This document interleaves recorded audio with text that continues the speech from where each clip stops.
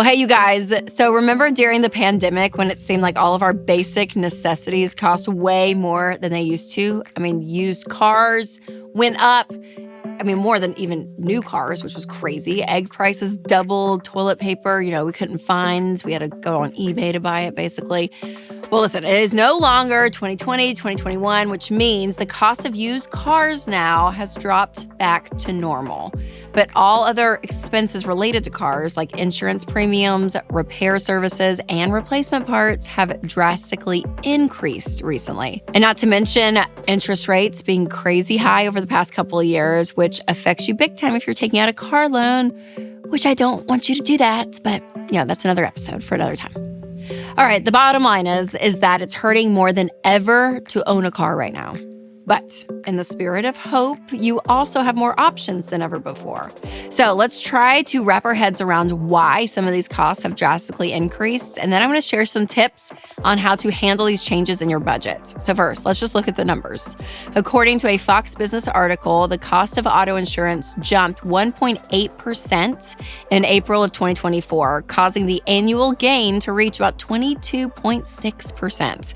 And according to data from the Labor Department, this is the fastest yearly rate on record. Motor insurance is more than 50% more expensive than it was in early 2021 before inflation started increasing. And there are a few reasons for the sudden rise in car insurance costs. So number one, inflation is real. Now, this may feel oversimplified, but it's just true. Inflation has affected every single industry over the last 3 years, and there's no way of knowing if or when this trend is going to go into reverse.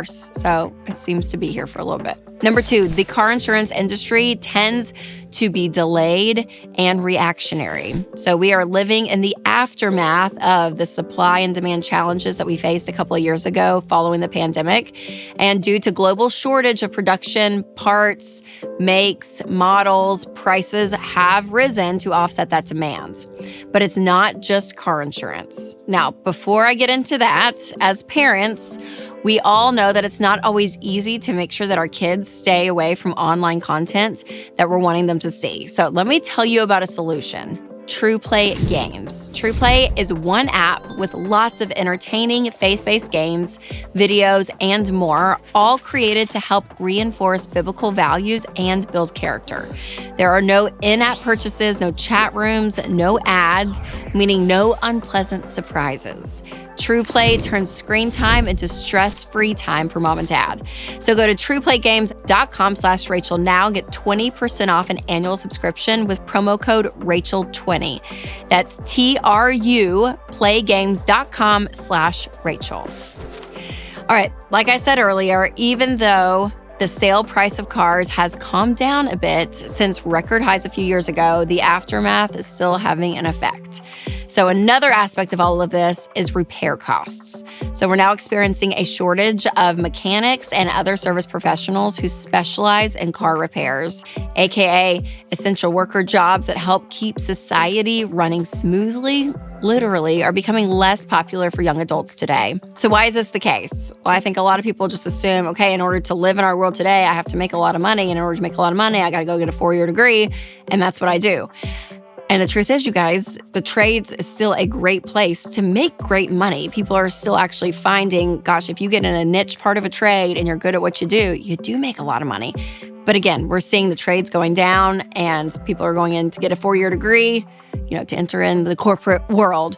So if you're seeing the cycle, it's making sense now. And again, I'm not sure if it's the chicken or the egg, but I do know that the average American is still feeling the pain of this perfect storm that's happening. If you feel that, you're not alone. The stats of people living paycheck to paycheck are basic necessities like we've talked about, even from food, but everything from owning a car, all of that, we're all feeling that increase. And again, there are unique challenges right now when it comes to cars specifically. But at the end of the day, we have to have them. For most people, depending on where you live, a car is a necessity. And when you think about your 4 walls, which is at Ramsey what we say have to be paid first, that's food, shelter, utilities, and transportation. Transportation right there. So we're feeling it. Now, the best strategy during tough times like this is to be aware of what's happening in the economy and know what you can control. So it's called personal finance, personal for a reason. Money is always going to have a personal, unique bent to your situation. So here's how you evaluate your situation when it comes to car costs and other things around this. Step 1, make sure the total value of your car, or if you have a family, the total value of all the cars you own does not exceed 50% of your annual salary.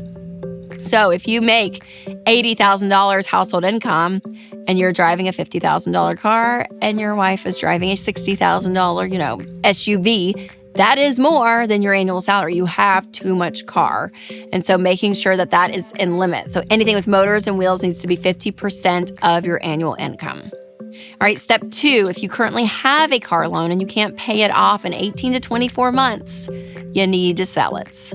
That's what you have to do. And what happens is if you bought a car when it was really high, a couple of years ago, like we were talking about, there's a good chance that you're underwater on your car. You bought your car, let's say for $25,000, and maybe, you owe, $20,000 on it, but Kelley Blue Book says you can only sell it for $15,000, which means there's a $5,000 gap. So there is a chance you may have to take out a loan for maybe $10,000, go get a $5,000 car, pay the difference to make sure you have the title, all of that. And again, if you cannot pay it off, selling it, even if you're underwater, might be your best bet.